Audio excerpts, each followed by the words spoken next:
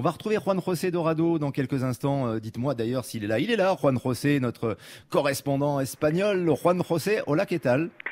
Hola, buenas tardes. Très bien. Buenas tardes. Très bien.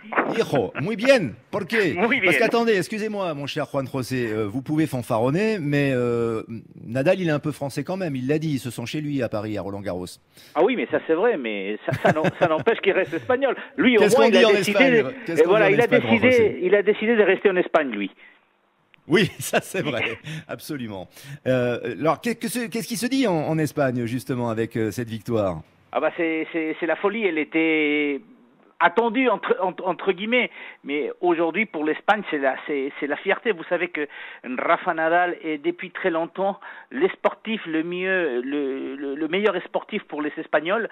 D'ailleurs, dans tous les classements qu'on fait systématiquement tous les ans, il arrive premier avec d'autres sportifs bien évidemment, mais il arrive toujours premier parce que c'est un grand sportif, mais aussi parce qu'il a un côté humain énorme. Vous le connaissez, hein, depuis 2005 qu'il a gagné son premier Roland-Garros. C'est quelqu'un d'humble, c'est quelqu'un de sincère, c'est quelqu'un de travailleur, c'est quelqu'un qui n'aime pas les sclandres, qui n'aime pas les histoires bizarres. Donc c'est vraiment quelqu'un des biens. Il l'a prouvé sur les cours, mais il l'a prouvé aussi dans sa vie de tous les jours. Il a créé une académie, et il a créé une fondation pour les sports et pour l'éducation en Espagne. Donc c'est vraiment quelqu'un de très apprécié par les Espagnols. Et la victoire d'aujourd'hui, la 14e, mais n'oublions pas qu'il en a gagné quand même des Wimbledon, des US Open, 22 titres du Grand Chelem au total, voilà, en Australie, etc. Donc c'est quelqu'un de très complet, qui travaille énormément, qui s'entraîne énormément, qui s'est plaint très rarement. On a su qu'il était blessé parce qu'on a vu qu'il était sur son début de saison cette année, et on a eu les huit-dire d'abord de cette maladie des Muller-Weiss, le os scaphoïde qui le fait énormément souffrir. Mais la réalité, c'est que pour les Espagnols aujourd'hui, et depuis longtemps, Rafael Nadal est quand même la référence sportive de notre pays. Voilà, c'est ça, c'est le sportif numéro un, toute discipline confondue. Oui, sans aucun doute.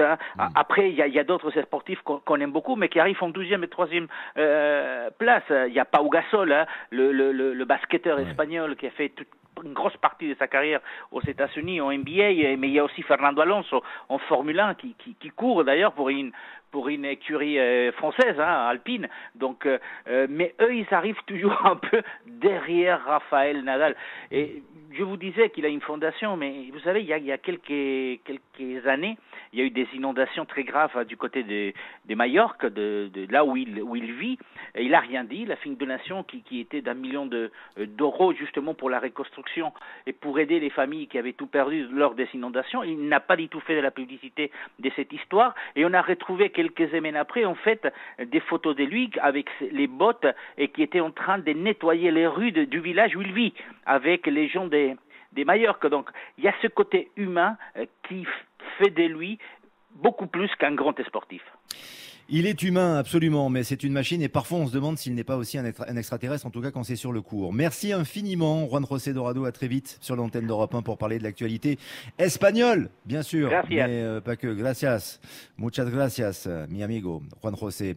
Je parle espagnol parce que c'est à la mode espagnole, on est d'accord, Roland Garros, c'est international, mais c'est surtout nadalien désormais.